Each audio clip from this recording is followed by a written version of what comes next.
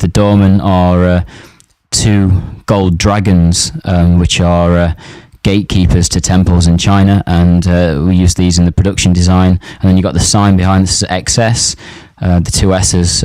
That sign was designed by Clayton Witter, who playing the doorman, to resemble the SS, the Nazis. So this works on many levels. I mean, there's even a touch of racism that comes from Clayton's character about, do you speak English?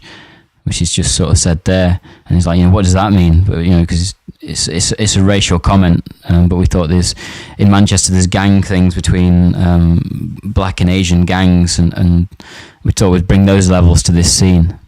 And obviously that sign there, no hoodies, no baseball caps, no soldiers. It's a sign that's seen up and down the country in the UK.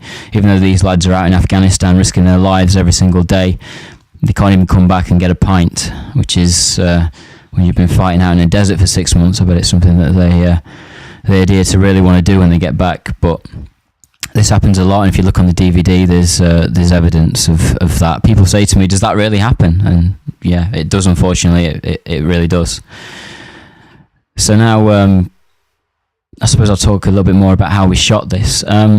Basically, I shoot coverage for a film, so I shoot round the actors. We set the actors up, we get them doing their thing, and then I'll shoot it from lots of different angles and zoom in and pop in and move the camera a lot. A lot of it's handheld. It was all shot on either handheld or Steadicam. I was going to put a dolly down, but we're shooting on a cobbled floor. So again, in the prep, talking to Ian Brown, who's the Steadicam operator and who's going to be the cameraman on the day, basically, to save time and save money, use a Steadicam. It costs you a bit more to hire, but you can shoot so fast on the Steadicam. And again, we lit this from 3 sides so that we could just get in the middle of the scene and just start shooting. So once it was set up, which it was already set up from the Steadicam shot, we could just go in and shoot as much as we wanted. So I have got, about 4 hours of footage based on, 15-minute film. So plenty of options. So when I'm in the edit, I can just pick things through, choose what I want to do, see where I want to take the story, and mainly concentrate on the performances. I'm not really after little arty shots. This is about those characters and to tell the story. And of course, the sort of films that I make currently are social issue-based films. And so when I started making this film, I wanted to do a film about soldiers returning from Afghanistan, but I didn't realise that the wealth of research and what stories would come out of trying to write this. So that there's a whole wealth of other stories to come out of this film, which hopefully will make it into the feature film that we're working on. But there are, in this big dialogue here, he's talking. Mark Gere, who plays Terry. He's not a soldier, but he's a guy that is at home. He hasn't got a job. He can't sell his house. These are just everyday problems now for people in England and probably across the world. So it's social issue based filmmaking. It's current to the time, and people can relate to it.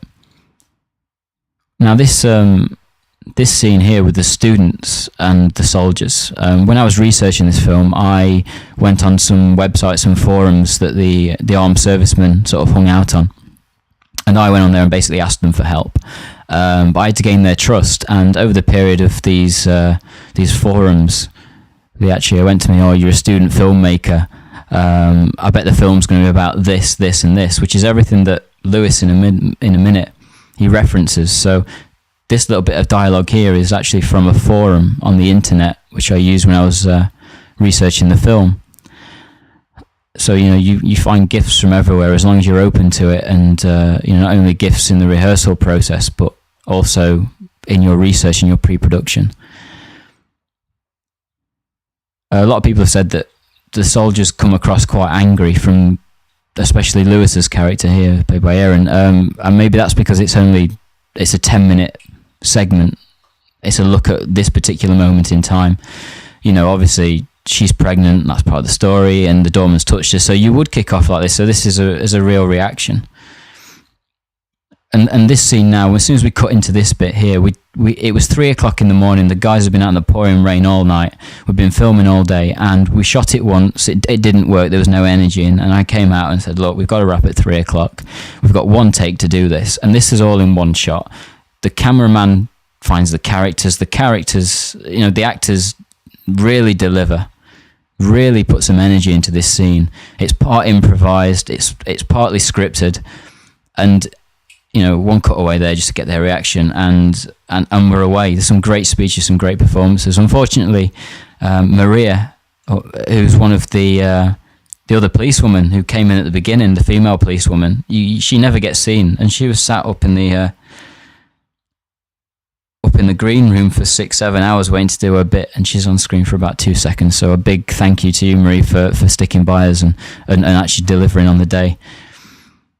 And then at the end of the film was always going to end like this, with the big emotional build up, with the music crescendoing up, and then Aaron going attacking the doorman. And as I say, it works on so many levels. It's it's trying to get past the establishment, and the establishment are represented by the police, by the doorman.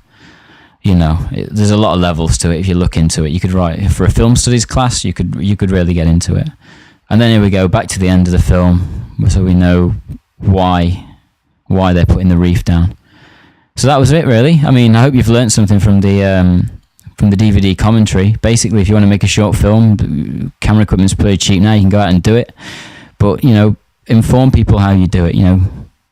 Keep in touch with us. Go to Broken Britain. Go to one of our websites. Let us know how you're doing. Let us know how your film's going on. And just basically get involved. And the last thing basically is find yourself a good writer. Jack Casey is a fantastic guy at making screenplays, and I put an idea out to him and he would write it up. This footage you see in here, by the way, is actually real. The guy walking towards him is an ex-squaddy, and then these police jump on this guy. And originally, this is from the Daily Mirror's website, courtesy of those guys. When this went to court and this tape was played in court, the police were actually found to be right and just, and the guy got fined and was going to be sentenced to jail. But then it went to an appeal, and another judge looked at the footage and went, what the hell? These police were actually being brutal to him. If this happened in America, what happened to Rodney King in the 90s, there was riots in LA, but, this is England. This is a serving soldier that had come back from Afghanistan, having his face rubbed in the floor by 3 policemen, and one of them I think is a community policeman. But eventually they were found guilty and, suspended or sent to jail or whatever happened to them. But this is all caught on CCTV, and originally when it went to court, the police were found to be it's okay to punch an ex-soldier. So anyway, hope you enjoyed it. My name's been Mark Ashmore. I was the producer of Broken Britain. Like I say, we're trying to do a feature film called Big Boys and Some Postcards. So keep checking our social spaces and get involved. Thank you very much.